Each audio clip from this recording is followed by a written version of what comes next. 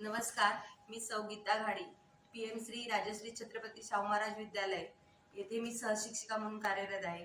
माझ्या शैक्षणिक साहित्याचं नाव आहे चला करूया गणिताची गट्टी हँडबुक. आणि या हँडबुकमध्ये मी इयत्ता सातवीच्या सर्व अध्ययन निष्पत्तीवर आधारित म्हणजे जे मूलभूत संबोध असतात ते स्पष्ट करण्यासाठी मी आता उदाहरणार्थ हे कंपास पेटीतील साहित्य किंवा भूमितीतील मूलभूत संबोध कसे स्पष्ट करावे यासंबंधी हे केलेलं आहे.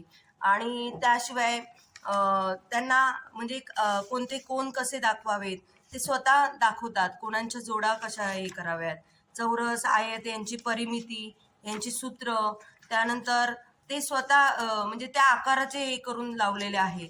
त्यानंतर दाखव बाळा, हे आता त्रिकोण, त्रिकोणचिती बघा. त्यानंतर समजा हा दंडगोल आहे तर हा दंडगोल कसा हे करायचा, मग ते आकार त्यांना बरोबर समजतो. तर अशा तऱ्हेने मी इयत्ता 7वीचे सगळे संबोध स्पष्ट केलेले आहेत.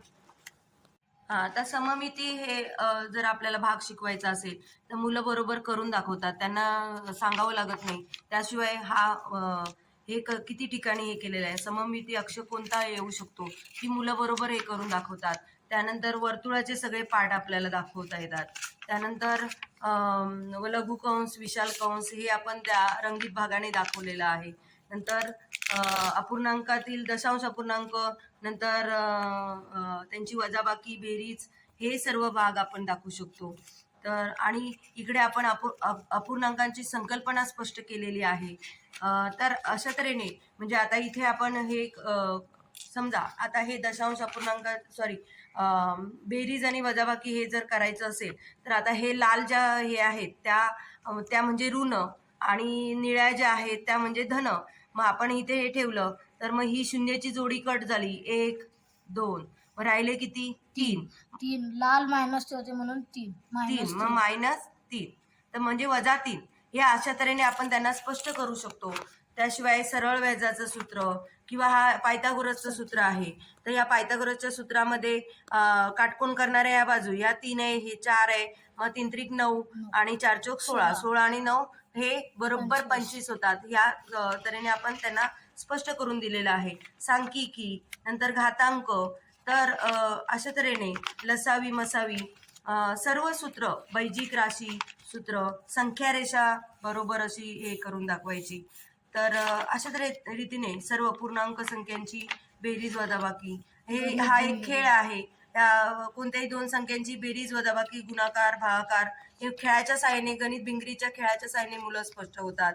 आता हा स्क्वेअर 5चा स्क्वेअर ट्रिक आहे. मग 5चा वर्ग 5 5 25 आणि 3च्या पुढचा अंक 4, 3 चौक 12. तर अशा तऱ्हेने वर्ग करू शकतात.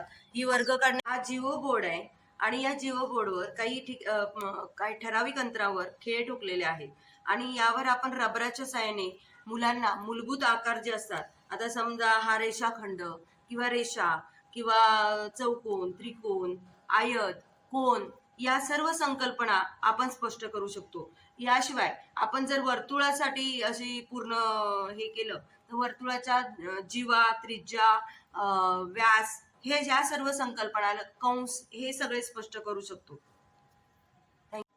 ही आपली सापशिडी आहे आणि या सापशिडी मध्ये नेहमीप्रमाणे आपण खेळच खेळणार आहोत. आता मुलं मोबाईल वगैरे खेळतात, त्यापेक्षा हे खेळ खेळणं सोपं आहे आणि आपल्या कुटुंबाबरोबर खेळू शकतात.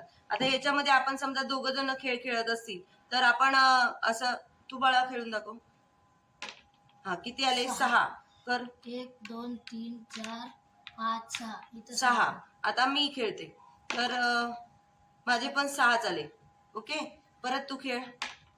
6 1 2 1 2 3 4 5 6 -5. परत तो -5 होणार. तर परत इथे आला 7 अधिक 5, परत 12 वर आला. तर अशी हे होत राहणार आणि नंतर मग आता समजा इथे आलाय तो, परत तो मी खेळणार.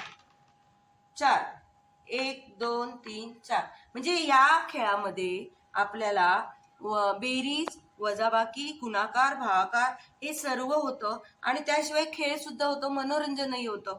तर अशा तऱ्हेने ही जी सापशिडी आहे ती सर्व लहान मुलांसाठी आजी आजोबांसाठी, आई वडिलांसाठी, सर्वांसाठी उपयुक्त आहे. सर्व कुटुंबाने एकत्र येऊन खेळावे अशी अपेक्षा आहे.